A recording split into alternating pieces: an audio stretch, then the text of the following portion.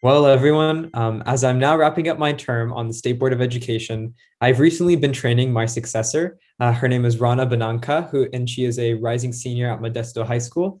The student position on the state board is one of the very few full voting positions as a high school student that a high school student can have in California government and American government.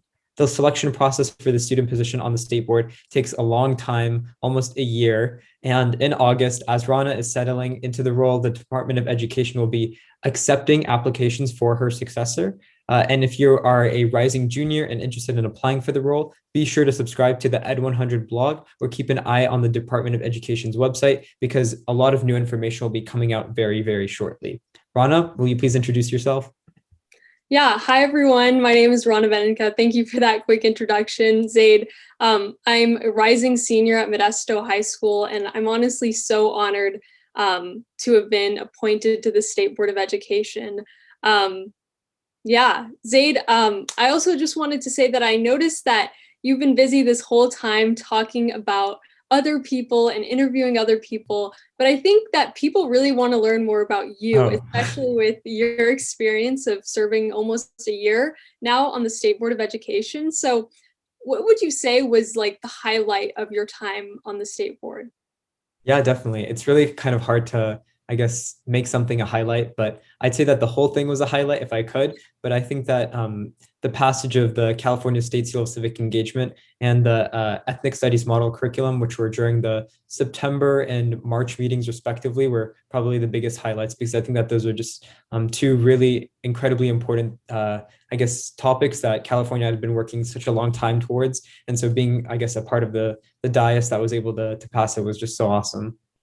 Yeah, and even I have seen that impact of like both of those in our district, and so I think that's amazing. And then just building off of that, was there like some topic or issue that you learned about on the board that you found particularly compelling or interesting that you might have not known a lot about beforehand? Yeah, so I think something that I feel I did know a lot about was civic engagement, but I think that I truly learned about how committed California is to making or getting students civically engaged, whether it be through, we have LCAP committees in our school districts, and those are specifically created so that we can engage student voices in the decision-making process and in the guidance of school districts. And so learning about how kind of LCFF and LCAP and a lot of these topics kind of came about, I learned that really at the heart of it was the desire to hear student voices at the decision making table. And so I guess that was kind of one thing that I not just learned, but kind of grew to really love and understand about California's education system. Yeah, I definitely agree with that wholeheartedly. Like local control is such like a gem for our state, and it really does allow for so many students to be involved and have a voice. And that kind of connects to my next question, which is like, as you know, you've been a student board member for this whole year. What would you say, like from your position, would be the best method for just students like us, students that are attending this conference to really connect with their student board member and ensure that their voices are heard and represented? Yeah, that's a great question. First and foremost, check to see if there is a student board member in your school district. And if there isn't, get one. I know that there are probably like 400-ish school districts in California that are eligible to have student board members, and roughly like 100 to 150 actually do. So if you're in one of the 250 or 300 that don't have student members, be the change. Start a petition. There's a whole law that you can kind of go through the process of getting a student board member to sit on your district board of education. And I know because I went through that process to get one established in my school district, the San Ramon Valley Unified School District. And while it kind of got taken up by the higher ups who so I didn't have to like carry out the full petition. I still started the petition and I kind of know how that works. And there are definitely amazing resources out there, particularly Ed100 has an entire lesson about kind of getting students on school boards and kind of the process for that. So definitely be sure to check out that article. It's just a quick Google search, just search student board member Ed100 and you'll find the article. So yeah, definitely if you don't have a student board member already, just like be the change, get one, become that student board member, and you will really make a big impact. Yeah, definitely. Thank you for sharing that insight and for sharing your perspective of actually having like done the petition and initiated that. And then, something I've been thinking about is that you really are one of the only student board members that had to deal with COVID-19 and this pandemic. And so, what was that like dealing with COVID, and how did that affect your term? And just what was it like navigating through such uncertain times?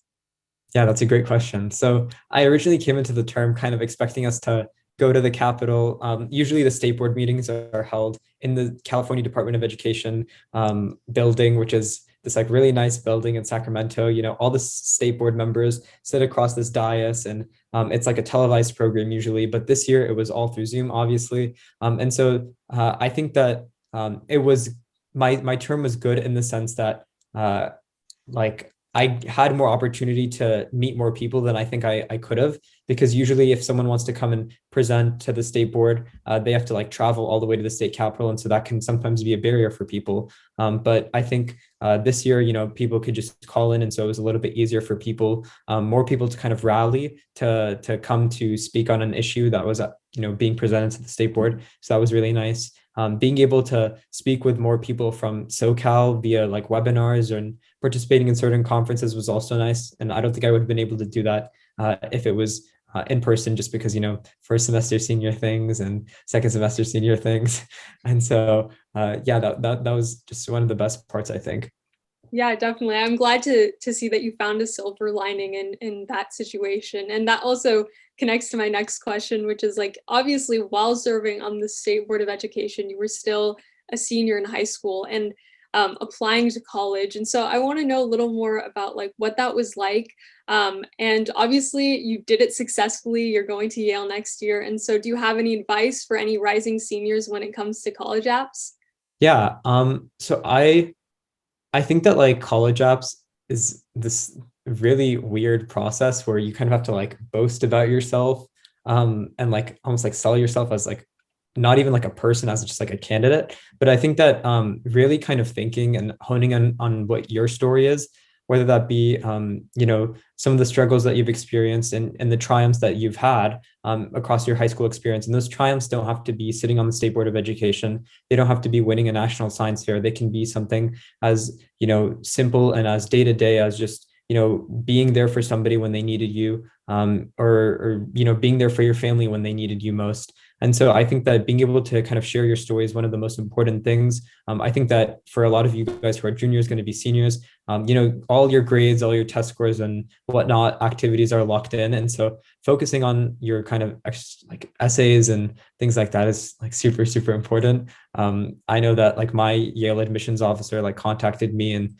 talked about how much they liked like a few essays that I had written. And so also, I feel like this is probably like difficult for me to say, but don't get too caught up in like college rankings and things like that. I know that kind of I was in a position like that, and I think that it really kind of messed with just my mentality, and I think it just kind of fuels a toxic culture. So always kind of remember that no matter where you end up, it's the perfect place for you, and that everything works for a reason. Definitely. Thank you so much for that insight. And I know that a lot of students definitely struggle with the toxicity of college admissions and how it feels super competitive and things like that. And then just building off that, and this is my last question. I think this is all the time we have, but I also know that you were really successful in getting a huge scholarship, the Brian Cameron Scholarship. And so do you also have any advice for any students who might be interested in applying for a scholarship? Yeah, definitely. So as Rana said, I applied back in June of 2020 to this scholarship. There's this guy in San Francisco named Brian Cameron who he started the scholarship back in 2015, and the entire kind of goal of it is to give 15 graduating high school seniors like full tuition for their like 4 years in college. And the purpose is because he kind of identifies them as impact leaders and people who can make a huge impact in the future. And so that's kind of his, I guess, idea to make an investment in the future. And so shout out to Brian Cameron for plugging me. But in all seriousness, though, I'd say that for scholarship applications, it's kind of the same exact thing. You really kind of want to showcase all that you've been through and your kind of like struggles and your triumphs. I think that that's super important. And I think that kind of always being committed to like finding scholarships is super important, because I think that sometimes we can get like burnt out or kind of demotivated. But I think remembering that there are all these different opportunities, and that, they're only going to come to you when you're in high school. And so, even if you don't think you're going to get it, still try out for it, because I know that I didn't think I would get the Cameron Impact Scholarship. I applied for it like on a whim, like 3 days were remaining, and I was super tired. I was super burnt out from junior year, and I just decided like, okay, what the heck, I'll apply. And this was before I had heard about, State Board of Education or anything like that. And so I think just being able to take that first step and just, say what the heck, and apply for something is super important. And I definitely recommend to all students to check out a few scholarships, namely the Cameron Impact Scholarship, which is fully meritocratic.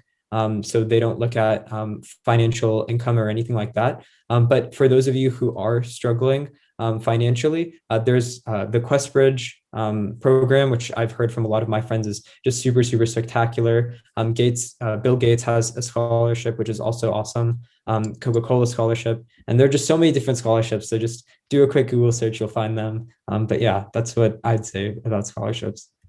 Awesome. And thank you so much, Zaid, for taking the time and for answering all my questions and for giving us all a lot of wisdom and insight.